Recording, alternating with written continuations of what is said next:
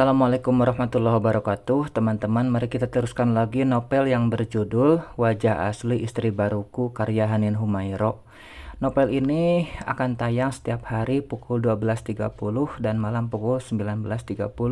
Karena itu, supaya teman-teman mendapatkan pemberitahuan episode berikutnya, silahkan klik subscribe dan nyalakan loncengnya. Pada episode kali ini, dari sudut pandang Adnan. Aku kembali ke rumah untuk mengemas pakaian. Rencana di puncak entah akan berapa hari belum ditentukan. Yang pasti bawa pakaian 5 set cukuplah. Lagi pula tak ada agenda pergi ke kantor, jadi tak akan boros juga. Kalaupun kurang, gampanglah bisa beli lagi. Aku juga membawa laptop, kunci berangkas, kartu-kartu berharga dan beberapa benda yang diperlukan. Tak lupa meletakkan surat untuk Ella hingga dia tahu kenapa suaminya pergi. Terserah mau berbuat apapun, aku tak peduli. Kalau mau cerai, gugat saja sendiri. Kukatakan pada Bi Asih akan pergi beberapa hari. Jika Ella bertanya, serahkan saja surat yang kutitipkan. Kulesatkan kendaraan andalan. Mobil ini telah menemani 3 tahun lamanya. Lumayan awet, bukan tak bisa beli baru, tapi tak minat. Jalanan menuju puncak biasanya lancar di jalan tol. Kalau sudah keluar, jangan harap bisa ngegas. Yang pasti harus sabar menunggu antrian barisan kendaraan. Apalagi kalau sudah sistem tutup buka, bisa stres menunggu terurai. Sudah hampir setahun aku tak kesini. Pernah berencana mengajak Ella bulan madu, tapi dia tak mau. Inginnya keluar negeri, ya sudah tak jadi. Padahal pemandangan di tempat ini cantik sekali. Akhirnya setelah berjam-jam bersabar atas kemacetan, aku pun sampai di tempat tujuan. Karena tak punya info villa yang disewakan, aku menginap di hotel saja. Di daerah ini tak sulit mencari hotel sebab di sepanjang jalan bisa ditemui hotel bintang 3, 4, atau 5. Menginap di tempat ini dijamin akan memberi kepuasan tersendiri. Kesejukan, ketenangan, dan juga pemandangan luar biasa indah bisa didapatkan setiap saat. Setelah check-in, aku diantar ke salah satu kamar di lantai 4 hotel ini. Karena yang kupilih adalah suite room, fasilitasnya tergolong wah, tak kalah dari hotel bintang 5 Jakarta. Aku merebahkan diri di ranjang luas yang nyaman sekali dijadikan alas tidur. Dengan tangan dan kaki direntangkan, aku nikmati momen istirahat yang sangat nyaman. Karena lelah juga, kantuk pun menyerang. Sore hari, aku menikmati kopi hangat dengan kudapan istimewa di balkon. Piu Gunung Gede yang terpampang dalam terpaan kilauan keemasan dari Sang Raja Surya membuat betah berlama-lama. Ditemani seberkas koran yang belum sempat dibaca pagi menjadikan suasana makin nyaman. Jauh dari hiruk pikuk Jakarta membuat kerewetan pikiran dan hati mereda. Ditambah tak harus memikirkan soal bisnis, makin adem saja. Dan tentu tak perlu bertemu wanita binal nan liar yang bisa-bisa membuatku mati muda. Kuletakkan koran sebab sudah habis yang menarik untuk dibaca. Beralih menikmati pemandangan hijau yang terpampang bak permadani raksasa. Pikiranku kembali melanglang buana, melintasi ruang dan waktu hingga kembali pada kenangan bersama Rida dan anak-anak. Akankah ada kesempatan kedua? "Papa!"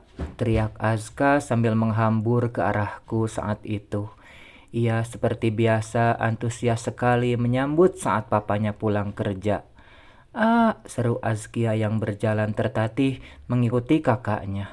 "Sini sayangku," panggilku pada Azkia yang masih berjuang untuk sampai ke arahku.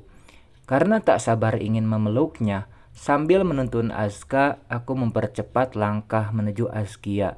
Lalu kurengkuh gadis mungil yang badannya bulat ini.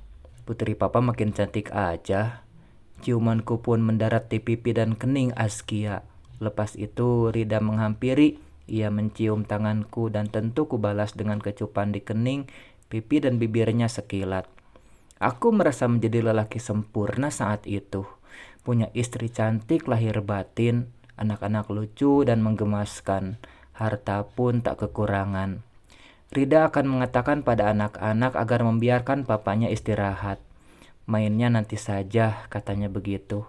Namun yang namanya bocah, ya sering tak mengerti. Kedua anakku akan menolak saran ibunya dan tetap bermanja pada ayahnya. Tangan robotnya nggak bisa dipasang, Pak. Copot terus. Azka berucap sambil menyodorkan mainan robotnya. Eca opot. Timpal Azkia tak mau kalah. Ia bergegas mengambil boneka dan menyodorkan padaku. Aku harus bergantian memegang mainan mereka.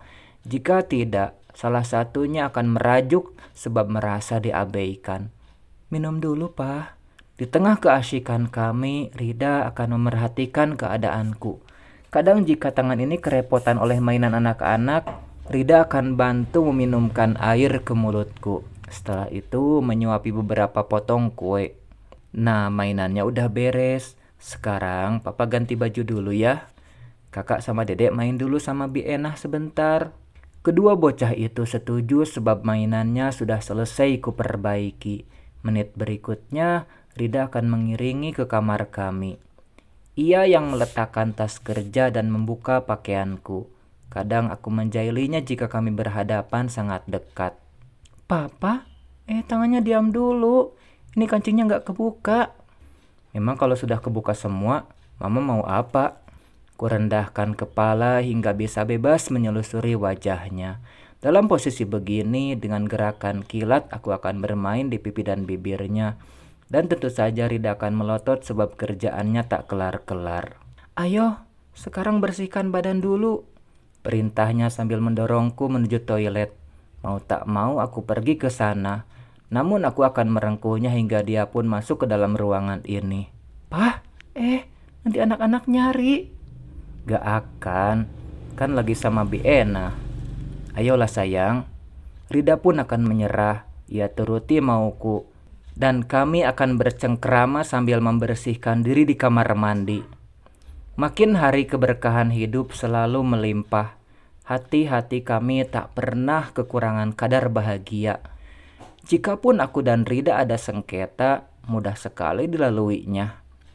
Wanita luhur budi itu akan setia mendengar keluh kesahku. Meski tak banyak menanggapi, itu mampu membuatku meluapkan apa yang menyesakkan dada. Kalau sudah curhat padanya, dada ini jadi lapang. Meski tak ada solusi, setidaknya dapat menenangkan hati. Di akhir pekan, aku berupaya mengajak mereka jalan-jalan. Tak harus ke tempat wisata luar kota. Cukup makan dan belanja yang disuka, itu saja sudah menumbuhkan ceria. Saking tak banyak menuntut, kadang aku yang memaksa Rida membeli pakaian dan perhiasan baru. Kalau sudah begitu, ia mengiyakan karena tak enak padaku. Kuusap setetes air mata yang jatuh. Namun percuma sebab setelah itu mengalir kembali buliran lainnya. Masa-masa indah bersama Rida dan anak-anak kini tinggal kenangan. Semua kebahagiaan itu kulepas demi menuruti bisikan setan. Benarlah sesal itu muncul di belakang dan itu percuma sebab belum tentu dapat kuperbaiki. Sakit yang kutorehkan padanya teramat dalam. Meski sudah 7 bulan berlalu, pasti nyerinya masih terasa. Aku yakin Rida mudah memaafkan. Tapi untuk mau memberi kesempatan kedua, aku tak yakin. Sekiranya aku memohon sambil berlutut pun, belum tentu diterima kembali. Wanita punya kemampuan bertahan tanpa pria seumur hidupnya, sementara pria tak sanggup menjalani kesendirian meski 1 hari saja. Kuusap air mata yang makin deras berjatuhan. Dada ini ikut berdenyut mengingat ketololanku sendiri. Ya, akulah Adnan, manusia paling tolol di muka bumi. Rida, Azka, Azkia, Papa rindu, sangat rindu. Di mana sih kalian? Sehatkah? Cukupkah kehidupan kalian? Maafkan Papa. Kembalilah sayang, kita bersama seperti dulu lagi. Aku menelungkupkan wajah ke atas meja, lalu meluapkan tangisan sebagai simbol tertekannya perasaan. Aku beranjak dari balkon saat dari kejauhan terdengar azan berkumandang. Saatnya menghadap Allah untuk mengakui segala dosa, juga memanjatkan permohonan agar diberi kesempatan untuk menebus kesalahan. Pagi ini aku bermaksud keluar sekadar jalan-jalan. ingin menikmati suasana puncak di pagi nan cerah pasti. Kulajukan mobil pelan-pelan. Aku tak mau melewatkan satupun pemandangan indah di sepanjang jalan. Kadang menepikan mobil, lalu keluar untuk menikmati hamparan pohon teh sambil berdiri. Tak lupa mengabadikan keindahan alam dengan angel yang pas. Karena haus, aku turun di salah satu minimarket yang berada di pinggir jalan. Ke dalam hanya untuk membeli air mineral, permen, dan beberapa cemilan. Karena tak banyak yang dibeli, waktuku di tempat belanja itu singkat. Lepas transaksi, langsung saja kembali ke mobil. Saat akan membuka pintu mobil, ekor mataku menangkap sosok wanita yang tiba-tiba menghentak jantung. Aku merasa familiar dengan gaya jalan seperti itu. Juga gamis yang dikenakan. Rida? Itu Rida? Kukucek mata untuk memastikan bahwa apa yang kulihat tak salah.